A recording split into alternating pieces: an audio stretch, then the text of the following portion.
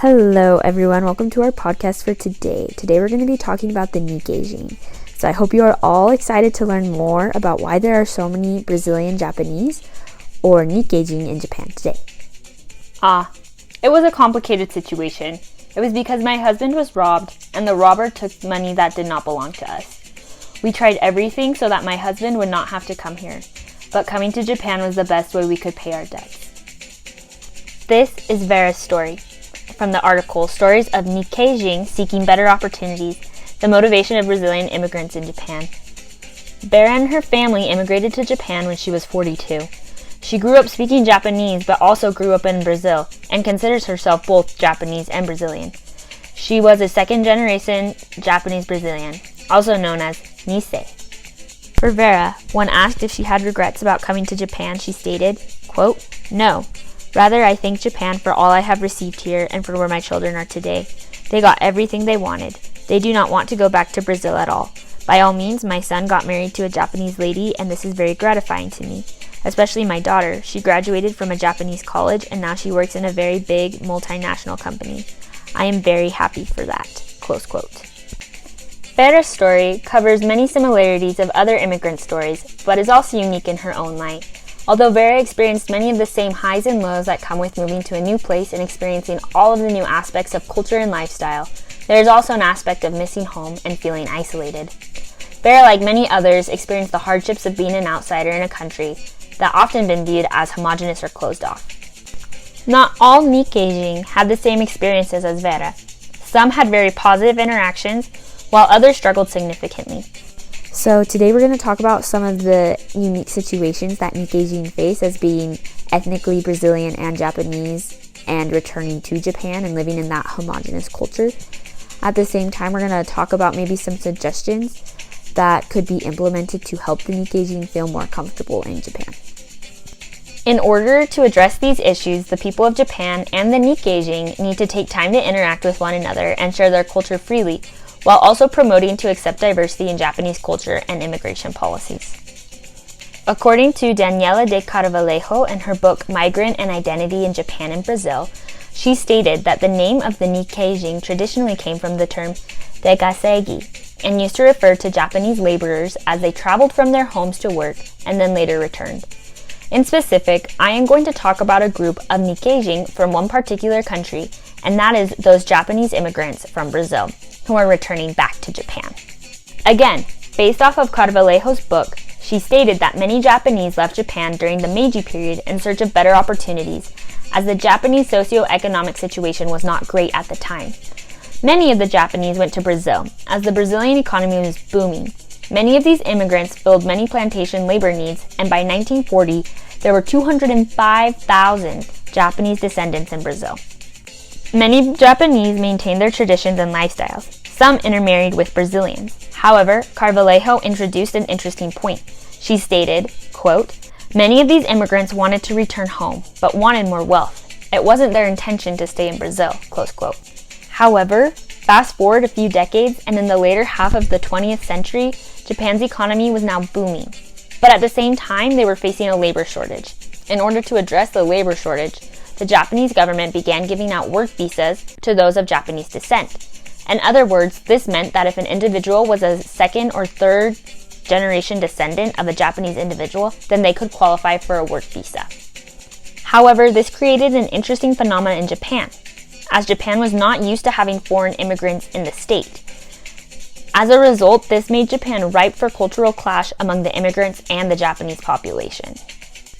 Many of the Brazilian Nikkeijin returned back to Japan for economic reasons and with the hopes to connect with their heritage. However, they also were met with some trying circumstances, as they often had to figure out their identity as one who had Japanese heritage, but also didn't fully feel at home in Japan. According to the book Stranger in an Ethnic Homeland by Takeyuki Tsuda, he stated, quote, "Whereas in Brazil they were perceived as culturally Japanese, in Japan they became an ethnic minority because they were seen as so culturally Brazilian," close quote. For instance, many Japanese thought that the Nikkeijin were loud and always partying. They did not think that they could be trusted and associated large groups of Nikkeijin as a potential threat. In other words, some Japanese even saw them as an impurity. In the book No One Home by Touro Linger, he interviewed several Nikkeijin about their experiences and feelings when they immigrated to Japan. One such Nikkeijin, named Eduardo Mori, described his frustrations between the differences of Japanese and Brazilian culture. One of these differences was the lack of emotion and vulnerability. Eduardo missed the connections he was able to make in Brazil, and in Japan, these felt a lot more cold. In a YouTube interview focused on asking Nikkeijin about their experiences, Mariana stated, Japanese language is so formal and strict, and I think that when we speak Japanese, we also become more formal.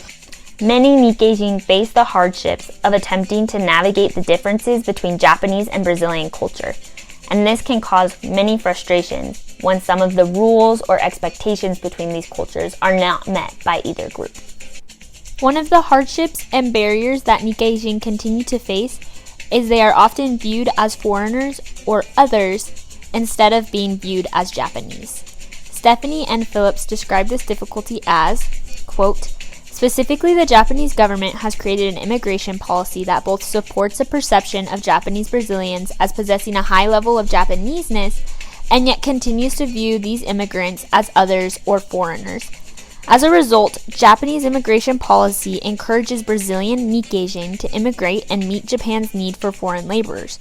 But once in the country, Japanese Brazilians face political restrictions and negative public sentiment stemming from their emergent cultural and ethnic differences. Close quote.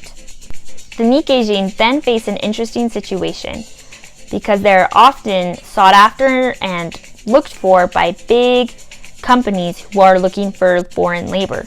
However, once they come to Japan in hopes of those better economic opportunities, they are then shunned for some of their differences, and this can make mainstream Japanese culture very difficult for them. For instance, Eduardo Mori continued to describe his experience by stating, quote, as a foreigner, I feel like a negative point. I mean, you can't give your opinion. This distance, I can't accept it. The barrier is very great. It's very hard to communicate. Sometimes you know something about something electronic, but they simply don't ask you. There's a lot of ignorance. Like once when they asked me if there are bananas in Brazil. Just from that question, I figured out that they knew nothing whatsoever about Brazil. Bananas are everywhere. Another woman in a YouTube video interview stated that she had grown up in Japan because her parents had moved from Brazil to Japan when she was 2. Her great-grandfather was Japanese. However, because she still had citizenship in Brazil, she faced discrimination. She stated, quote, actually, people would refuse me from working because of my foreign citizenship. I have experience with discrimination. There's a prejudice against us. They think foreigners make trouble. It still exists. As of now, you can find work as a foreigner. People will judge based on your appearance, close quote. The discrimination that Nikkeijin face as not being pure ethnically Japanese can cause a problem with how many of them identify themselves.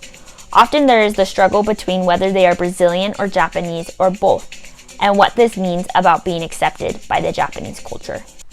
However, there are some benefits of being a Nikkeijin in Japan. For instance, Karina in the first YouTube video interview stated, Well, for now, I intend to live here. In Japan, yeah. I want to come back to Brazil just to visit maybe, but not to live. I think to live there is very complicated. Or to live well there, you have to be rich, or you don't live like so good. Therefore, it's important to understand that there are both pros and cons that are present as being a Nikkeijin in Japan. However, I think that it's important that the issues that Nikkeijin face are brought to awareness so that the Nikkeijin can have the best treatment they possibly can in Japan. I also think that it's important that Japan understands how some of their minorities feel in a culture that is often labeled as homogeneous, and how it can be easy to feel lost or isolated in that situation. For instance, the immigration policies of Japan have traditionally been seen as pretty closed off to foreigners and immigration. This can be because many Japanese see immigration and foreigners as a threat to their safety. For instance, many people see that the Japanese economy and society would be harmed by allowing more foreigners to come into the country to be blue-collar workers in the state.